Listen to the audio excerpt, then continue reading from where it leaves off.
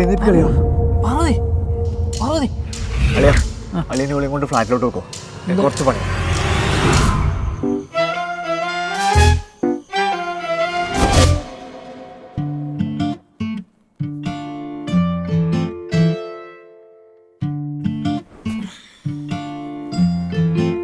ഷമീറൊക്കെ എവിടെ?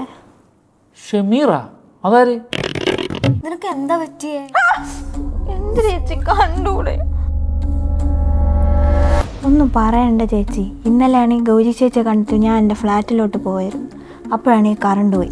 ഞാൻ കുറച്ച് മുമ്പോട്ട് പോയപ്പോൾ ഇതാ ഒരു വലിയൊരു മനുഷ്യൻ എൻ്റെ മുമ്പിൽ. അപ്പോൾ തന്നെ എൻ്റെ ബോധം പോയി. ഞാൻ കണ്ണുറക്കുമ്പോൾ ഏതോ ഒരു ഹോസ്പിറ്റലിൽ. അപ്പോഴാണ് ഷമീറൊക്കെ പറയണത് ഞാൻ ബോധം കെട്ട് വീണാണെന്ന്. ഷമീറ? ഏത് ഷമീറിന്റെ കാര്യം നീ പറയുന്നത്? നീ ഞങ്ങളുടെ ടൊവിനോ തോമസ് തൊപ്പി വെച്ചടക്കാൻ. അണ്ണാ, ഷമീർക്ക മറ്റേ നമ്മളെ സെക്രട്ടറി ഇല്ലേ, അവരെ വീട്ടിലെ പട്ടിയെ നോക്കാൻ പറഞ്ഞ ആളാണ് ഈ ഷമീർക്ക.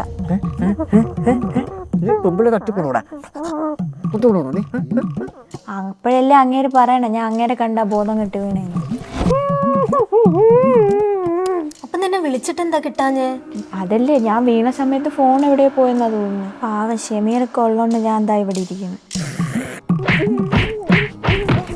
അല്ല, ഷമീർക്ക എൻ്റെ കൂടെ ഉണ്ടായല്ലോ, അങ്ങനെ എവിടെ ഉണ്ടായ? ഷമീർ നമ്മളെ രാഹുൽ അളിയും സംസാരിച്ചോണ്ടിരിക്കുക. ഞാനും പോട്ടെ ഷമീറിന്റെ അടുത്ത് താങ്ക്സ് പറഞ്ഞിട്ട്. അത് വേണം, അത് വേണം.